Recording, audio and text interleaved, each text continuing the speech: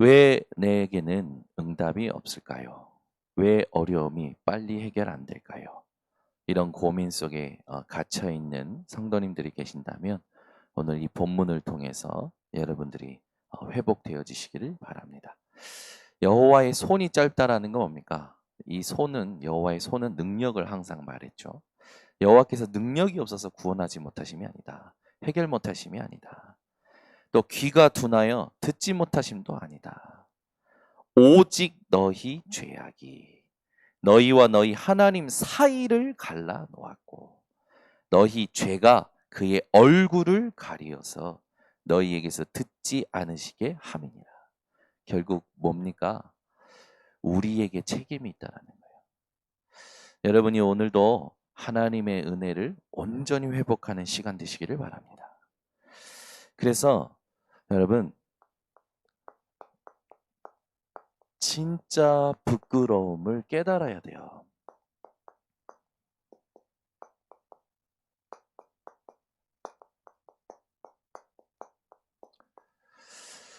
다시 말합니다. 돈 없는 거 부끄러운 거 아닙니다. 지식 없는 거 부끄러운 거 아니에요. 여러분이 어, 여러분이 있는 자리에서 어, 그 어떤 그 자리의 역할을 못하는 거 그것도 부끄러운 거 아닙니다. 이 세상의 어떤 것도 진짜 부끄러움이 아닙니다. 이걸 깨달아야 돼요. 진짜 부끄러움. 이걸 깨닫지 못하면 우리는 또 스스로 속이게 되고 하나님을 듣지 않도록 하나님이 우리의 소리를 듣지 않도록 우리가 만드는 그런 실수를 범하게 됩니다. 성경 몇 구절을 통해서 우리가 깨달아야겠죠. 먼저 시편 66편 18절입니다. 여기는 어떤 말이 쓰여져 있냐면 내가 나의 마음에 죄악을 품었더라면 주께서 듣지 아니하시리라. 2부 말씀 이어서 계속 확인을 하셔야 됩니다. 진짜 부끄러움이 뭡니까? 하나님께서 내 소리를 듣지 않으시는 거예요. 여러분 한번 생각해 보세요. 하나님이 여러분의 기도 소리를 듣지 않으시고 있다. 그게 진짜 부끄러움이죠. 또 말씀을 확인하셔야 됩니다. 잠언서 28장 9절입니다. 사람이 귀를 돌려 율법을 듣지 아니하면이라는 건요. 죄를 깨닫지 못하면이에요. 그의 기도도 가증하니라. 자기가 무슨 죄를 범한지 모르고 하는 기도는 가증하다라는 거죠.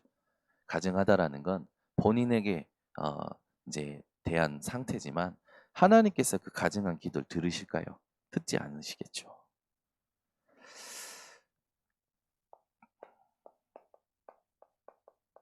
베드로전서 3장 12절에 보면 우리가 살면서 반드시 기억해야 될 말씀이죠. 주의 눈은 의인을 향하시고 그의 귀는 의인의 간구에 기울이시되 주의 얼굴은 악행하는 자들을 대하시느니라.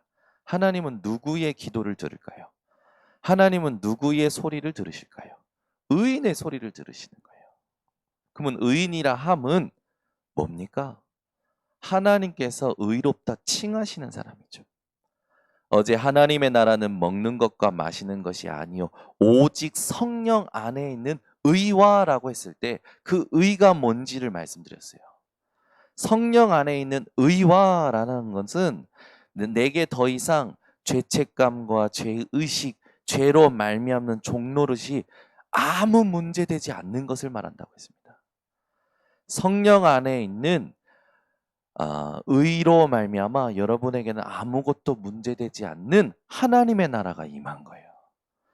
그걸 누리는 기도가 회복되어지는 오늘 되시기를 바랍니다. 그래야 하나님이 들으시는 거예요. 자, 그러면 하나님이 듣지 않는다라고 했을 때 하나님이 듣지 않는 기준이 뭘까요? 이 말씀들을 가지고 보면 죄입니다. 죄를 깨닫지 않으면 죄가 뭔지도 모르고 가증스럽게 기도하는 건 하나님 듣지 않으신다라는 거죠. 그러면 우리 인생에 있어서 진짜 죄가 뭡니까? 성경에는 이 죄에 대하여 여러 가지 많은 것을 깨닫도록 하지만 우리는 이렇게 확인할 수 있죠. 우리도 모르게 우리도 모르는 상황 속에서 가지고 태어나는 원죄. 태어나고 봤는데 조상들이 지은 죄가 계속 가문을 타고 내려오는 거예요. 내가 살면서 믿지 않고 하는 모든 것이 죄가 되어지죠. 여기에서 자유할 수 있는 사람, 여기에서 해방받을 수 있는 사람은 한 사람도 없습니다. 여러분이요 오늘 잘했든 못했든 철저히 깨달으셔야 될 부분. 자 그렇다면 바리새인들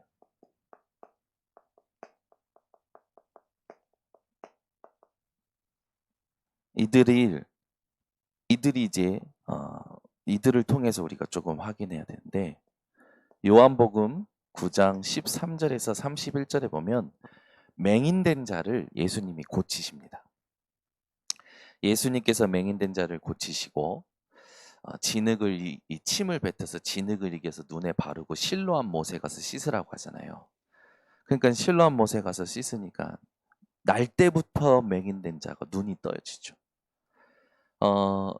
이제 바리새인들이 이 사람을 데리고 취조합니다. 취조할 때 보니까 이 사람이 너가 눈이 어떻게 떠졌냐 했더니 이제 이 맹인된 자가 그 예수님께서 자기를 눈뜨게 한 걸 얘기를 하죠. 근데 뭐라고 시비를 하냐면 안식일에 표적을 보였다. 그래서 선지자가 아니다.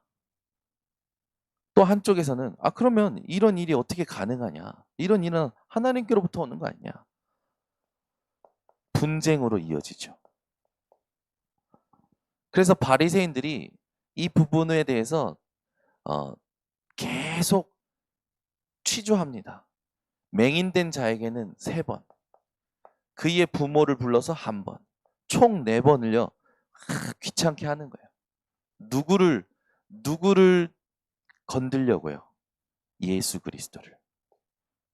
이 사람들은 요한복음 9장 22절에 보니까 결의를 했어요. 누구든지 예수를 그리스도라고 하면 출교시키기로. 출교라는 건 뭐냐면요. 구원 못 받았다라는 겁니다. 그래서 사람들이요. 막 두려워서 바리새 앞에서 함부로 얘기를 못 하는 거예요. 그런데 맹인된 자는 얘기합니다. 계속 질문하니까 맹인된 자가 뭐라고 얘기를 하냐면 아니 그러면 내가 알기로는 하나님께서는 요한복음 9장의 그 31절에 보면 죄인의 말은 듣지 아니하시고 그의 뜻대로 행하는 자의 것을 들으시는 걸로 내가 아는데 그럼 무슨 말이냐? 이때요 되게 재미난 말을 이들이 합니다.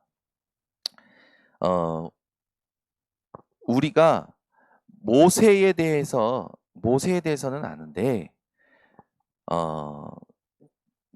지금 이 일어난 일에 대해서는 우리가 듣지 못했다라고 얘기해요. 무슨 말입니까?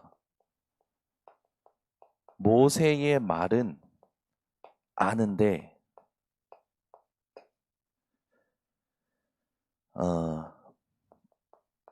하나님의 말씀은 모른다고 말해요. 하나님의 말씀에 대해서 누가 얘기했습니까? 맹인된 자가 말했거든요. 자세히 생각해 보세요. 여기에 대해서 맹인된 자가 뭐라고 하냐면 30절에 보면 이상하다. 당신들 지금 하는 말이 이상하다. 당신들 바리새인 아니냐? 당신들 말씀을 많이 아는 자들 아니냐? 보세요. 그러면 이렇게 됩니다. 이 사람들이 율법은 아는데 복음은 모르는 거예요. 더 조금 비하하자면 글씨는 아는데 의미는 모르는 거예요. 우리 예빈이, 예린이가 요즘 글씨를 배우고 있습니다. 근데 이제 제가 고층, 저층 이렇게 이제 글씨가 있었어요. 고층 읽었는데 고층이 뭐야? 저층 읽었는데 저층이 뭐야? 그 수준이에요. 여러분, 바리새인들이 얼마나 많이 압니까? 율법에 대해서, 하나님 말씀에 대해서. 그런데 복음을 몰라요. 의미를 몰라요. 이렇게 된다니까요. 여러분, 다락방에도 있습니다. 류 목사님 메시지요, 엄청 많이 듣습니다. 근데 의미를 몰라요. 삶이 안 돼요. 될 듯 될 듯 하면서 안 돼요. 신기한 사람들 많죠. 여러분, 뭐가 이 땅에 진짜 부끄러움이라고 생각하십니까? 맹인된 자도 알아요. 예수가 그리스도라는 거예요. 그런데 배우고 공부하고 맨날 가르치는 사람들이 못 알아들어요. 우리가 이 상태에 있다면 빨리 바꿔내야 돼요. 진짜 부끄러움이 뭔지 아십니까? 말씀은 아는데 말씀을 모르는 거예요. 율법은 아는데 복음을 모르는 겁니다. 여러분, 오늘요, 바리새인들과 같은 부끄러움에서 벗어나시기를 예수 그리스도의 이름으로 축원합니다. 그래서 31절에 얘기하는 거예요. 31절에 뭐라고 얘기하냐면, 하나님이 죄인의 말을 듣지 아니하시고 경건하여 그들의 뜻대로 행하는 자의 말은 들으시는 줄 우리가 아나이다. 내가 복음을 아는데 너희들은 왜 복음을 모르느냐? 여러분, 맹인된 자, 그가 받은 은혜를 받으시기를 바랍니다. 아브라함을 볼까요? 아브라함도 부끄러운 일들이 있었죠. 아브라함은요, 하나님께서 어떻게 부르십니까? 너는 갈대아 우르를 떠나라.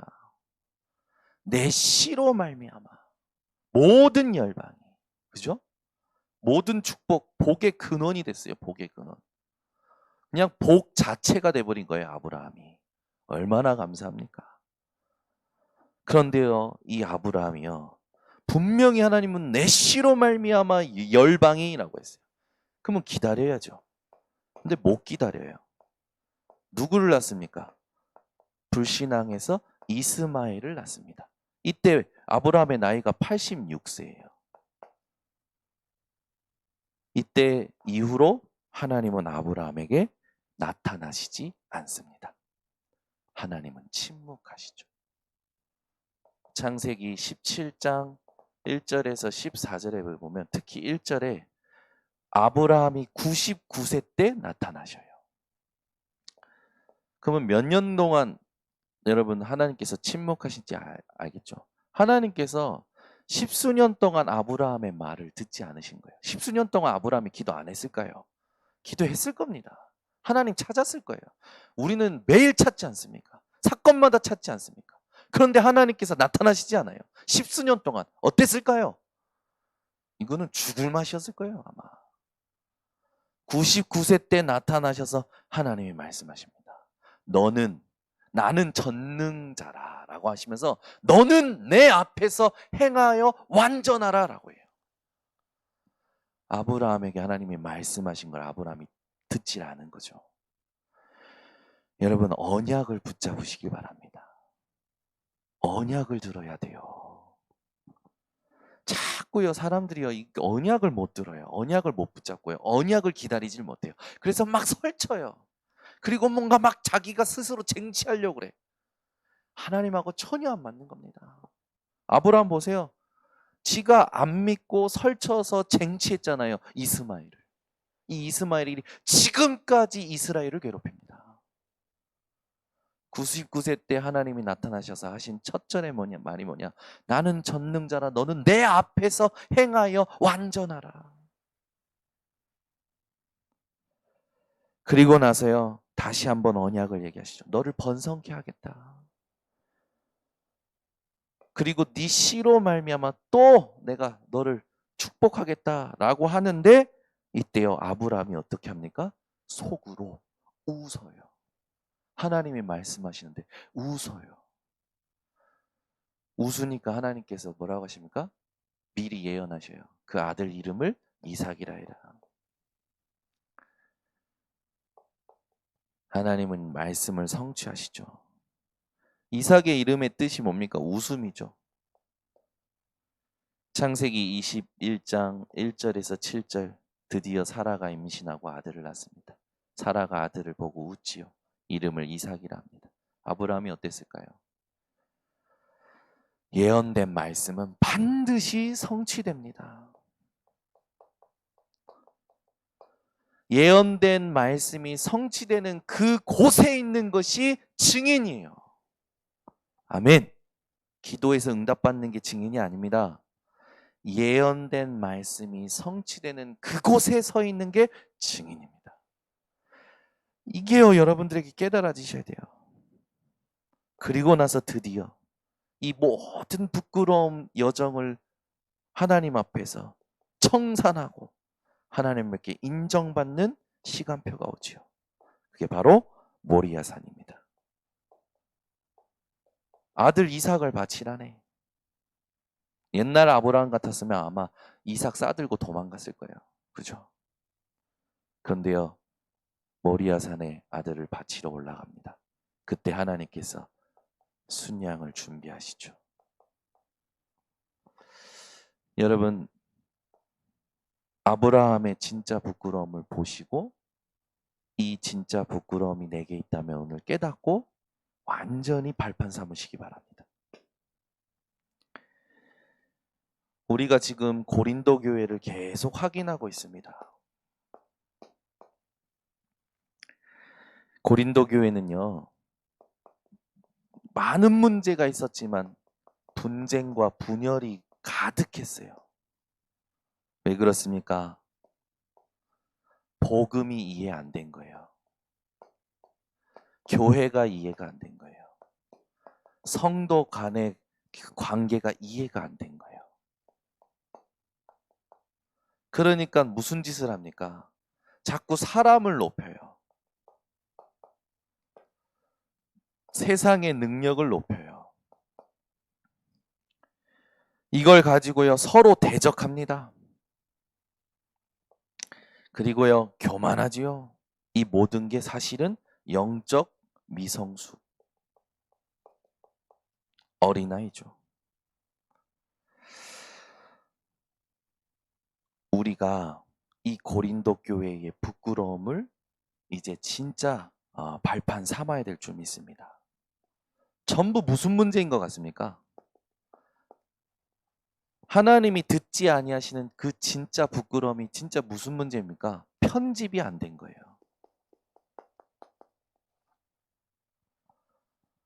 바리새인들에게 말씀은 많이 알았는데 이 말씀을 하나님이 주신 그 목적과 의도가 편집이 안 된 거예요. 아브라함이 하나님의 언약을 받았음에도 부끄러운 일들을 계속하지요. 뭐가 안 된 겁니까? 말씀이 복음이 편집이 안 된 거예요. 고린도 교회 분쟁이 일어납니다. 바울이요 직접 세운 교회 아닙니까? 이 고린도 교회가 어마어마한 축복을 받았음에도 왜 이런 부끄러운 일을 합니까? 편집이 안 된 거예요. 우리 인생에 정말 편집돼야 될 게 있습니다. 그게 뭡니까? 로마서 10장 11절 누구든지 그를 믿는 자는 부끄러움을 당하지 아니하리라. 누구든지예요. 잘나고 못나고 실수하고 넘어지고 실패하고 아무 상관없습니다. 장애가 있고 없고 상관없어요. 누구든지 그를 믿는 자는 부끄러움을 당하지 아니하리라. 그리스도를 믿으시기 바랍니다. 그래 어떻게 해야 됩니까?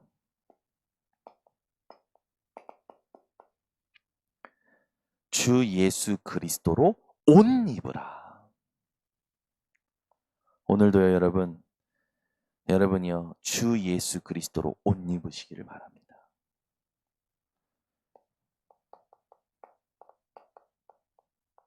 하나님의 전신갑주 입으시기 바랍니다. 그래서 이것이 된 아브라함은 요한복음 8장 58절, 아브라함이 나기 전부터 내가 있느니라 말씀하셨던 예수를 그리스도로 믿음으로 구원 얻었습니다. 그죠? 아브라함은 자기 때에 예수가 그리스도로 오실 것을 보고 믿었다고 성경은 반드시 말하고 있어요. 정확히 말하고 있습니다. 증거하고 있습니다. 여러분이 사는 길은요, 예수가 그리스도 되심을 정확히 있는 삶 속에서 믿으시는 겁니다. 그 오늘 말씀은요, 여러분 가슴 속에 담고 진짜 누리셔야 돼요. 이걸 진짜 믿는다면 여러분에게 회복됩니다. 뭐가 회복됩니까? 창세기 1장 27절, 하나님의 형상이 회복이 되는 거예요. 세상이 말하는 잠재력이 아니라 하나님의 형상된 축복이, 세상에서 말하는 무의식 세계가 아니라 생기로 말미암아 생령이 된 영적 세계가 회복이 되는 거예요. 그 영적인 세계와 모든 걸 움직이는 진짜 힘, 생명력이 어디에 있습니까?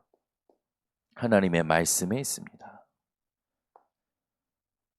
이 모든 말씀, 이 하나님의 형상, 또 생명, 생명력, 이걸 가지고 여러분은 이제는 누리시면 돼요.